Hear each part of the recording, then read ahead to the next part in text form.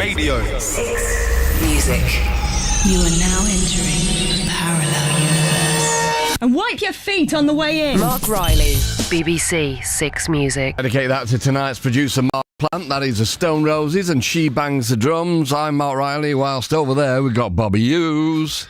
Hello, mate. How is you? Yeah, good, thanks, mate. Yeah, we had fun tonight with Soup in session. They were ace. Loved it. Great. I shall have a listen to that tomorrow. All right, then. Well, we'll look at the NME here, 5th of August, 1989. Heard Stone Roses there in the news, page 5. The Stone Roses are still said to be looking for a venue for a major London show before the end of the summer.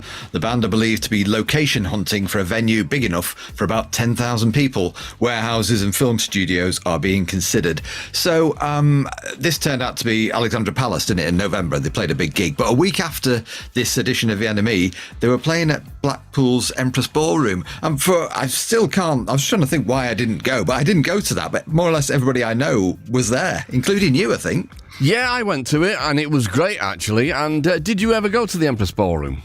No, I didn't. Was it one of those wooden sprung floors, a bit like the Ritz in Manchester, one of those? Yeah, I mean, it's just a brilliant, brilliant venue. I mean, they've got loads of great venues. They've got the Winter Gardens, you know, in there. But, yeah, the Empress Ballroom, I've seen Radiohead there, and Oasis, and Stone Roses, maybe some others as well. But, yeah, I mean, it was a special night, actually. Yeah, absolutely. A moment, I think. In the news as well, page 2 here, Ian Astbury, Jamie Stewart and Matt Sorum of The Cult joined forces with old friends Axl Rose and Izzy Stradlin of Guns N' Roses for a jam session in New York last week. The supergroup-style mega jam took place at a private rehearsal room called The Loft in Manhattan after the two groups had met earlier in the night in the Scrap Bar. So it was all played in front of 30 or so fans and followers. The two bands, it says, first met 2 years ago when Astbury saw Guns N' Roses playing at the Marquee in London. He invited them to support the Cult on their American tour to promote the album Electric. At the time, nobody would touch Axl's band stateside because of their problems with the LA police. The support was Guns N' Roses' first national tour of their own country. I didn't quite realise that the Cult had so much to do with, giving them a leg up in that respect. Yeah, I was aware of that, and that kind of... It's weird, isn't it? Because it was a turning point, which is captured on, we've mentioned it before, The Decline of Western Civilization Part 2, when the bands were considered to be a bit of a joke, and you would see them in the spandex and Axl Rose with those daft cycling shorts on, and all the other bands, you know, who were like Poison and that. It was all a bit kind of poodle rock, you know, and then the next minute it's just ginormous. I mean, obviously Guns N' Roses being the biggest of the lot. Yeah, definitely. I'm glad you mentioned Decline because there is. We'll be talking about that in the next bit, actually. Right. At the bottom of this page, plans for a second Woodstock Festival 20 years on have been scrapped following a wrangle between the original promoters and Warner Brothers, who own the rights to the festival and its name. The idea for an anniversary festival came from Michael Lang, who staged the first Woodstock in 1969, one suggestion being a rerun on both sides of the Berlin Wall. But after months of negotiations with Warners, the plan was abandoned last week. The wrangle revolved around the rights to TV coverage of the festival and merchandising. Without those lucrative money spinners, it would have been impossible for us to cover the costs of staging the show, said Lang. I mean, what happened to all that freewheeling 60s spirit? All for one for all, and the rest of it. Have you not seen that documentary about the Woodstock that did take place probably, was it 10 years ago or something? But it was hell on earth. Have you not seen it? I've not seen it yet, no. It is on my list. Is it a good watch? Well, it is, but yeah, there were just so many mistakes and wrong decisions and wrong motives and stuff. It was, it's toe curling, I tell you. And so a lot of people swerved one there when they didn't do it, but they eventually did and made a right pig's ear of it. Yeah, I mean, this is obviously we're looking at 1989 here. Was it 94? I think when they did revive Woodstock, didn't they, with Nine Inch Nails and I think Dylan was on, wasn't he? Metallica, people like that. Yeah, there was lots of massive acts on there, but it was Limp Bizkit were on, and you know it was News, page 5. BBC bosses have banned a version of Rod Stewart's Sailing by the Skegness Boat People. The charity record version is in aid of the Skegness RNLI and includes a fake Mayday distress call, which caused listeners to alert the Coast Guard, putting local lifeboats and helicopters on standby. The record is to be relaunched with the offending call edited out. Ooh. Ouch. And just underneath that, De La Soul have been sued for their use of a turtle sample on a track from their 3 Feet High and Rising album. Lawyers for Howard Kaylan and Marc Volan, the forces behind the popular 60s group, claim that De La Soul made an unauthorized tape loop of their record from 1969, You Showed Me, and used it as the basis of transmitting live from Mars. Kaylan and Volman, who later became Flo and Eddie, are asking for £1 million in damages. For a start, I mean, I sort of see their point. But You Showed Me was a Birds tune. It was a great tune. That was the cover in the first place, wasn't it? Gene Clark tune. Is that right? I didn't know it was. That. Yeah. I mean, Flo and Eddie, they ended up doing backing vocals on some of the big T-Rex hit singles, didn't they? He did, and they were sort of involved with Frank Zappa for a while as well, weren't they? Yeah. But I kind of mentioned this really because in just over a month's time on streaming services, for the first time, De La Soul stuff is going to be out there, isn't it? Because they've had so many legal disputes regarding samples, and especially with their old record company and stuff. Finally, it's out there. Right, okay, mate. Under that, David Bowie is set to star as Mandrake the Magician in an upcoming film to be directed by Julian Temple about a crime-fighting dandy who just happens to be a hypnotist. Now, I would have gone to see that, but as we know, this didn't get made, did it? It was one of those things that was mooted for a long time. Well, I mean, I don't know anything about it, really. I mean, and it didn't get made? It didn't get made, no, right. But I mean, I quite like the idea of the plot. Right, I thought it was just one that passed me by. Okay, on the singles front, reviewed by Helen Mead, you got R.E.M.'s Stand, you got Nena Cherry, KLF's Kylie Said to Jason. She says, I almost crashed my car to this. Kylie Said to Jason is the ultimate in sitcom house and the latest in a long line of house records the KLF have deemed fit to make. And I can tell you now this record is going to do horrendously well. And sort of related to that, the Triffids, Bury Me Deep in Love. She says, I fell in love to this record last year and now they've gone and spoilt it all by re-releasing it because 2 people in an Australian soap opera are getting married to it. The Triffids should now get the commercial success they deserve, and all because of Neighbours. Well, they didn't, did they? They didn't. No. They should have done, but they didn't. Yeah, okay. Well, that's showbiz, as you say. So we're going to play it now, Bob? We are indeed. Excellent. The Triffids.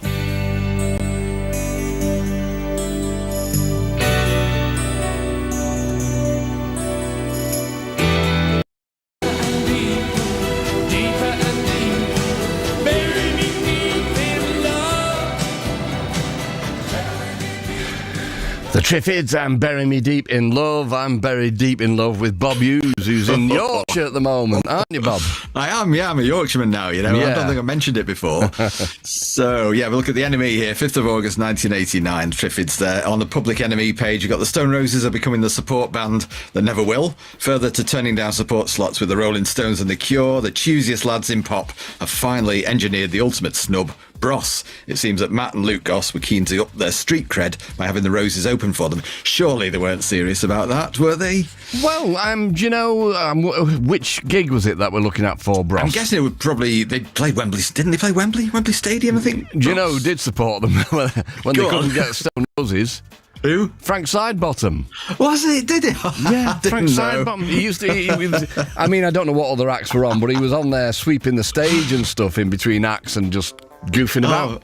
I didn't know that. That's brilliant. That's great. For those who don't know Frank Sidebottom, Google him. It's Chris Seavey, R.I.P. Yeah.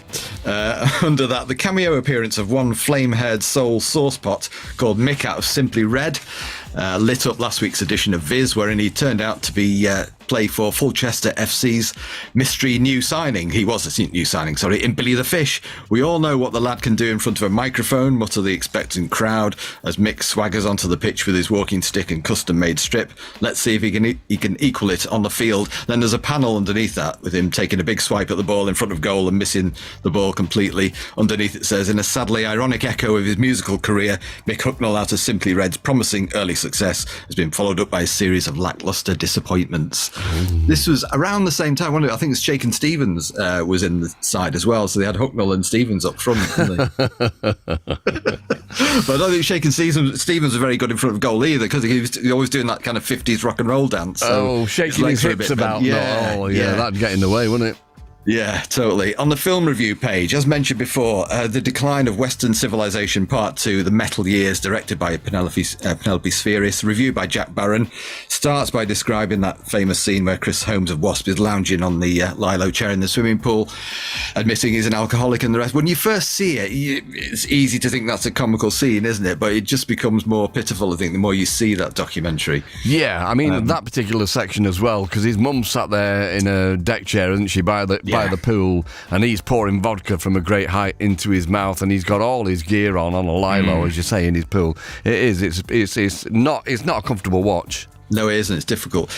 So Jack Barron says, you might look upon metal as an unflushable toilet in the cathedral of modern music. It matters not. Either way, you'll find the decline, part 2, enormously engrossing. Part of this is down to the cinematic skill and fast pacing of Spherist's direction. Part of it is their ability to treat the subject matter with a judicious mix of affection, steeled with a hard-nosed journalistic attitude. And part of it is due to the sheer vaudevillian sense of humour of the participants, some intentional, some not.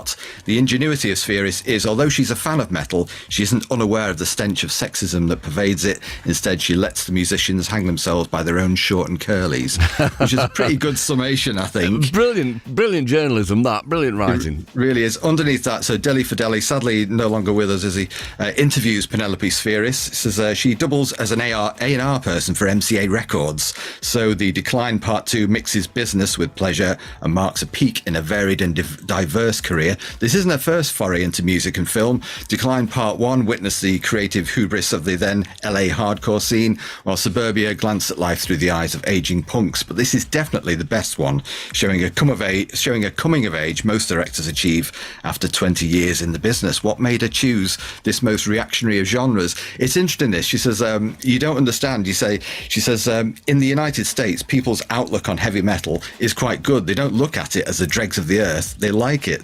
They have the opposite viewpoint to Britain. For them, the punk rock stuff is not so great. So it's just a matter of opinion. What makes the music different is that it doesn't deal too much with social or political issues. It's strictly escapist entertainment. The strongest statement the film makes is that if you want to go after that lifestyle, you should have a backup plan, because not everybody makes it. So it is apparent, I think, when you watch it, isn't it, that she has a genuine affection for this stuff. It isn't a lampooning piece. No, it's exactly as Jack Barron said. You know, I mean, there's a lot of comical kind of appearances in there, which aren't intentionally comical. But yeah, you know, it's easy to be sniffy about that stuff. But it did sell millions of records. You know, Guns N' Roses, just as I said before, a huge band, the biggest band on the planet at one point in time. So fair play to them. Yeah, absolutely. She was very, very interested in history, so she saw it as creating a historical document, if you like. So people, as we are doing now, and in another sort of 20, 30 years, people will see this as a slice of musical history. Yep. Gigs this week, you've got the Kinks at Town and Country in London, Butthole Surfers at Subterranea in London. Was that the one you were at? No, the Mean Fiddler was the one that I went to with the riots and all that stuff, Yeah. Let's see, Mega City 4 at Oxford Jericho Tavern, Topham sadly passed away a few days ago, and the Jim McCarthy Band at the 100 Club, ex-Yardbirds, Pete Astor at the Falcon in Camden, you've got John Cooper Clarke at the Cricketers at London Kennington, Rory Gallagher at the Mildenhall Rock and Blues Festival, let's see, Public Image Limited at Hammersmith Odeon, you've got New Order, Sugar Cube, Swans, that Petrol Emotion, the Pogues, Wedding Present, The Mission, Wonder Stuff, Butthole Surfers, Billy Bragg, and lots more at the Reading Festival. And then you've got Frank Sidebottom presents the Timperley Lectures at the Cricketers in London Kennington. How wonderful. Right, yeah. I mean, I used to go and sometimes appear in as an extra in the fight scene for the Timperley Lectures, but only in Timperley. I didn't travel. Oh, didn't you? Oh, no. Okay, just home turf only. And I did want to bring this up. Not much happening on the live review front, but there is a review of Paul McCartney at London's Playhouse Theatre, and I think it just sums up that kind of general press attitude towards McCartney at this time in his life. And it is by Deli Fideli, who I think I'm sort of reluctant to say it's by him because he's such a sort of well-known, he's one of the best writers they had at the time. But he does say it would be all too easy to talk about boring old farts, unaware of when their moment's gone, but nobody attacks Lee Perry or B.B. King for pushing 50 and 60 respectively, so it seems we must be objective about Paul McCartney's latest comeback, if that's possible. It says here, on this evidence, Paul McCartney is very much like the island that spawned him. Nothing ever changes. You know what to expect. And God damn it, no surprises lurk around the corner. The music is only of significance to anybody born way before or just after punk. Harmonies, melodies, etc. are so outdated as to be almost prehistoric, at least the way they're used here. Somebody should really call the pest removal squad. So it's absolutely scathing, but it took a long time, didn't it, for McCartney to come round back to critical acceptance? Well, we've said it before, you know, it's like you're new, you're fresh, then you're around for a while, and you're good, and then you're still here, and then if you can get through that period, it's like you're a legend, and of course, to many people, myself included, Paul McCartney is. Yeah, I must add as well, if anybody's out there who hasn't seen him live yet, I can't recommend it highly enough because it's an event. Life affirming. Totally. Live reviews, just briefly here. The Pastels and the Valentines at London ULU. Reviewer Simon Williams fails to be impressed. He says he fails to be moved by the Vaselines. Sorry, did I say Valentines before? I meant Vaselines. Right, okay. Despite the controversial name, song titles like Teenage Jesus Superstar and the singer's marvellous line in repertoire. Also says the Pastels are an even greater paradox, pulling a healthy crowd, which doesn't exude a knowing aroma of witnessing the next big thing, probably because the Pastels have missed so many boats. They've become like the Robinson Crusoe of pop. Ouch. That sounds like a good night out to me. Yeah, would have gone for sure. that. Yeah, Completely. We haven't got a load of time left. We mentioned the singles before, but Nana Cherry, who we're going to play her, aren't we, in a little while? Well, in a minute, actually. Yes, we're going to play Man-Child. Okay, yeah. All right, Bob. Well, I think we're done, aren't we? I think we are, yeah. Excellent. All right, pal. Well, you take care. Lovely to speak to you. And, I'll catch up with you next week. And thanks to Mark and Soup and Peter and Hobbers and everybody else. And, we'll see you on Monday night. And next week, we've just got one session. We've had 4 this week. Just one session next week, which is Eleanor Moss. He was also, like Rob Hughes, from Yorkshire. Okie dokie. We're going. And take care, everybody. Thank you. Bye-bye.